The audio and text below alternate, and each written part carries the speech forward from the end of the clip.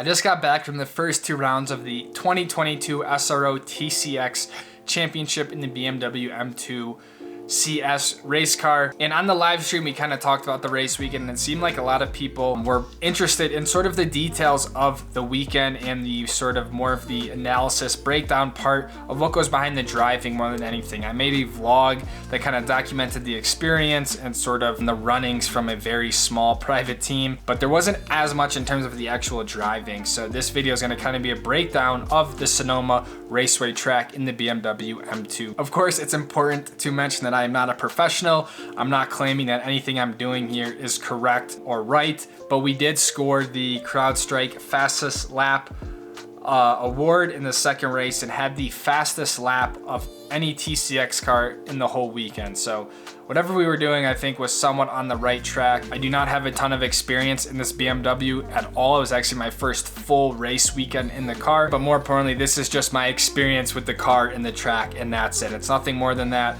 I realized none of this was perfect. I realized I could have been much quicker with the car and the track, but nonetheless, this is just me sharing it with the squad. So I hope you guys enjoy this sort of breakdown of Sonoma. Lastly, before we jump in the lap, we have to talk about what you're seeing up here on the screen. This is the in-car camera system. Unfortunately, in the bottom left, that is my sort of driver cockpit view. The camera got knocked before I went out. Must have been, I didn't notice it. So it's not really lined up to where it's supposed to be, unfortunately, but you can kind of see me in the driver's seat there.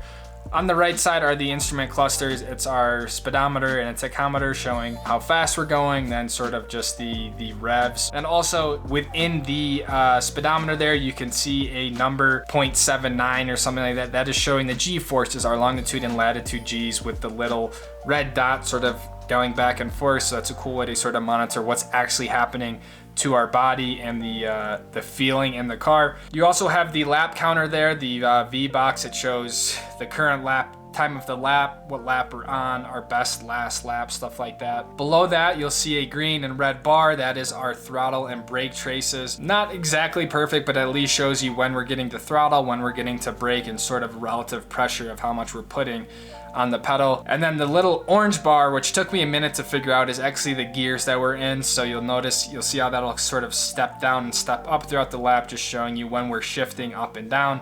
And then the last thing is the track map up in the top right, showing all 12 turns of Sonoma Raceway. So starting off this lap, this is the final turn. This is turn 11. I think there's actually 12 turns, but the 12th turn is not this is turn 12. It's kind of just a bend in the straightaway. Up the front straight is pretty straightforward, just kind of up to the gearbox. This is start finish line right here.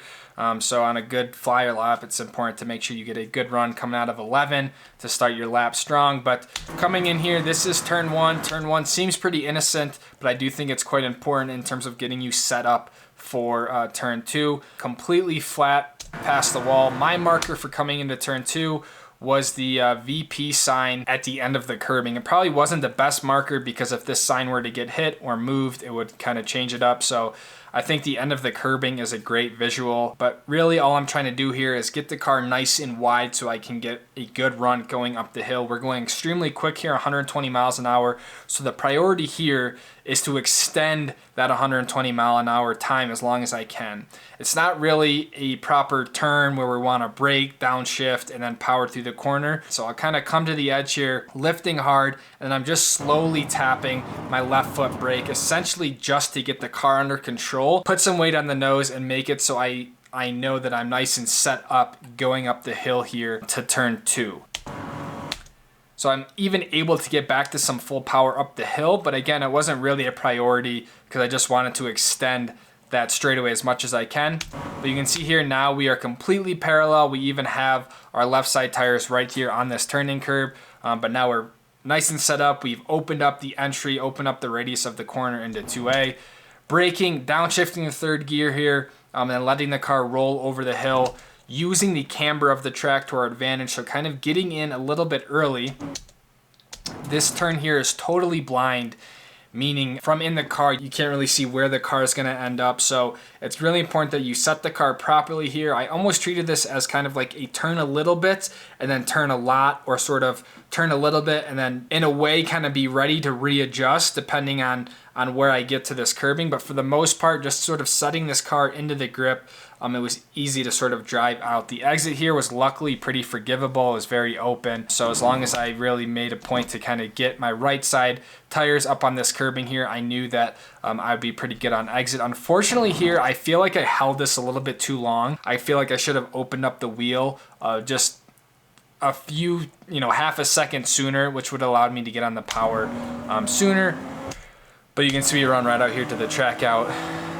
Setting up for the run for turn 3, running third gear to the top here. Coming into the turn-in curbing on the right, my marker was about the halfway point of this curbing. You can see I'm just starting to transition to the brake here, very similar to the corner before.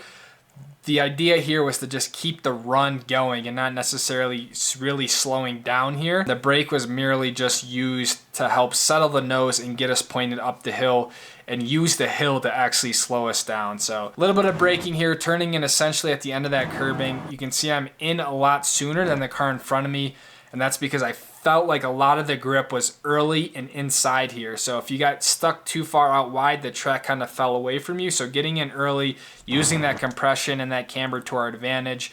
And again, we're even on the curbing and able to get back to full power at this point up the hill. So from here, we're nice and set up. The car is stable. I have time to regroup and point the car for 3A. So you can see I hold the car to the left here, turning the car, lifting hard. If I back up here, you'll see how I basically go from full power to off, and really what that's doing is really setting the weight of the car back on the nose, which is just giving us that little extra grip to turn the car, make sure we have grip going into, what is this, 3A. No brake here, just the lift. And this was a very awesome corner to get right. This curbing here was like a trough, where if you were too far off of it, you just missed your apex. If you were too far on the curb, it really threw the car up on two wheels and was just slowed it down. So the goal here was to get right in that trough and hit it as kind of as perfectly as you can. I don't know. So it looks like I just missed it a little bit. I took a little bit too much of it, but not that bad. Back to full power here, going down into turn 4, which was maybe one of my most favorite corners of the track, but very, very easy to overshoot and get wrong. So my brake point in the car was the end of the curbing, but it always happens a little bit sooner from in the car. So you can see we actually picked up the brake probably 2 car lengths before the end of the curbing here. I don't think I ever truly got this corner right or really figured it out. I was going down to second gear here because I felt like third gear was just too slow, too boggy.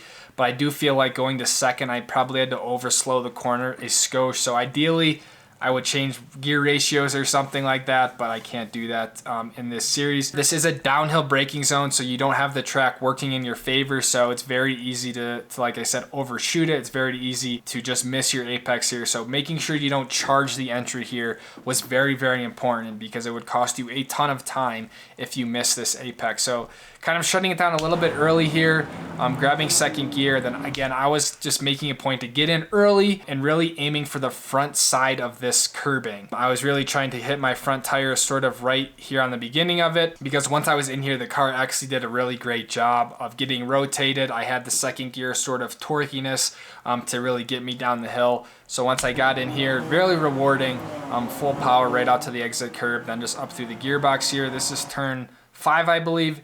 Pretty straightforward, pretty basic, just in terms of sort of coming out, in, and out. I will say, use as much road as you need to, but no more on the exit. The more road you use, if you go out too far, you're really gonna have to hustle the car back to the right to get set up for the carousel. So obviously you don't really want to bind the car here. You don't want to make it so you have to lift or anything, but I didn't take up any more exit than I actually needed to, just so I ensured I was nice and set up for the carousel. Coming up to the carousel, again, this was pretty tough in the car. There's not a lot of visual markers here. You are going 100 miles an hour. So I used the flagger station there on the right as sort of a visual representation. Then also the feeling of just coming up the hill and sort of plateauing out was my sort of cue to brake. So I kind of let the suspension get light, and then once it sort of settled down, I kind of used that transfer as a way to accentuate the braking, if that makes sense. Rather than trying to brake when the car is kind of getting light, I waited till we came down, braked hard, and then off and rolled. So fourth gear, downshifting here to third gear, kind of using those trees in the distance as like as a marker to point, but I really just felt like it was something more by feel than markers because it's just happening so quick here. The goal here was to scrub speed by rolling, not overslowing the entry, because basically from this point, you know, to apex, it's just a ton of rolling, coasting, maintenance, throttle, and brake. So just enough brake to get the car settled, get us organized for the entry, but nothing more than that. So you can see rolling through here, we're kind of coasting, playing with the throttle here. We had a little bit came off because we kind of sensed we were going to be pushing, so we're kind of off the throttle now to sort of help get the car rotated. And at this point, I think we are solid in terms of where we're apexing. We're kind of in the curb, the last 3/4 of it underneath the sealant patch, and you can see at this point, we are, even before that, so about right here, we are full power, and we probably just hold it here, fourth gear, on the exit, all the way out to the exit curb there, making sure you don't pinch the exit or anything, really open up, let the car run, use all of the road there. Fourth gear coming into 7 and 7A, probably the slowest corner on the track, or at least one of them. Top of fourth gear, there's a few markers I used here. The Toyota boards on the left, kind of that, my aim was the red one. The second one, it looks like it was more or less kind of the first one.